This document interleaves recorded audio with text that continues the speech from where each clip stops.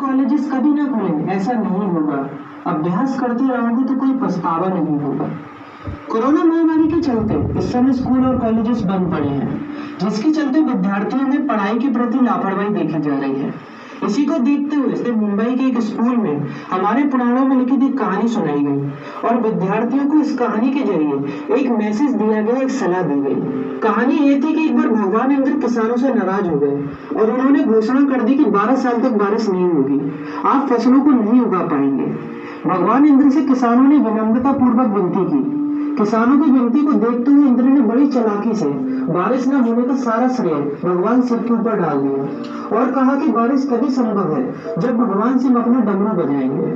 लेकिन इंद्रदेव भगवान शिव के साथ पहले ही गुप्त रूप से चर्चा कर चुके थे और उनसे किसानों के साथ सहमत नहीं होने के लिए भी अनुरोध कर चुके थे। जब किसान भगवान शिव के पास बारिश के लिए विनती करने के लिए गए तो उन्होंने भी कह दिया कि बारिश तभी होगी जब मैं 12 साल बाद अपना डमरू बजाऊंगा। निराश होकर वापस लौटते किसानों ने 12 साल तक इंतजार करने का फैसला किया।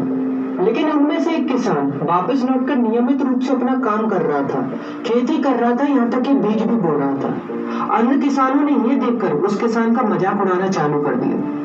कुछ किसानों ने उससे पूछा भी कि आप अपना समय और ऊर्जा क्यों बर्बाद कर रहे हैं, जबकि आप जानते हैं कि 12 साल तक बारिश नहीं होने वाली। उस किसान ने जवाब दिया कि मुझे पता है कि बारिश के बिना मेरी फसल नहीं आएगी, लेकिन मैं ये सब केवल अभ्यास के रूप में कर रहा हूँ। 12 साल बाद मैं फसलों को उगाने और खेतों में काम करने की प्रतिक्रिया को भूल जाऊंगा। शरीर की काम करने की आदत छूट जाएगी और शरीर आलस का शिकार हो जाएगा। इसलिए मैं अभ्यास करता रहता हूँ कि जब 12 साल बाद बारिश होगी तो मुझे काम करने में मुश्किल नहीं होगी। जब इस किसान की यह बात पार्वती जी को पता चली तो उन्होंने भी चिंतित होकर शिव जी से कहा, आप भी 12 साल बाद डमरू बजाना भूल सकते हैं।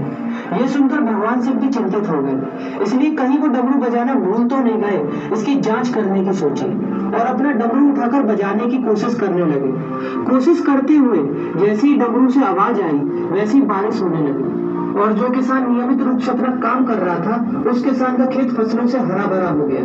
लेकिन बाकी सभी बारिश का इंतजार करते किसानों को पछतावा हुआ क्योंकि उन्होंने अभ्यास करना भी छोड़ दिया था। इसी तरह 2 सप्ताह बाद, 2 महीने बाद या 2 साल बाद लॉकडाउन समाप्त हो जाएगा, कोरोना महामारी भी खत्म हो जाएगी। इसी घूरने या इस महामारी के खत्म होने तक का इंतजार करने से बेहतर है कि आप जिस कक्षा में हैं या जिस अगली कक्षा में जाने वाले हैं उसका अध्ययन करें, पुस्तकों का अध्ययन करके अपने कौशल को तेज करें, आपके पास जो ज्ञान है उसे और बढ़ाएं। इस समय का इस्तेमाल करें और ये सोचें कि आप और भी बेहतर कैसे कर सकते हैं, क्योंकि डमरू कभी भी बच सकता है। इसलिए अभ्यास करते रहें। अभ्यास ही गुणवत्ता का सार है। अभ्यास ही है जो आपको किसी भी क्षेत्र में पूर्ण बनाता है। अगर आप अपनी पढ़ाई के प्रति लापरवाही छोड़कर अभ्यास करते रहेंगे तो जब काम करने का समय आएगा, जब भी परीक्षा देने का समय आएगा, तो आप हर चुनौती और अपने हर क्वेश्चन का जवाब देने के लिए तैयार रहेंगे। अपना ध्यान रखिए और अपनों का ख्याल रखिए।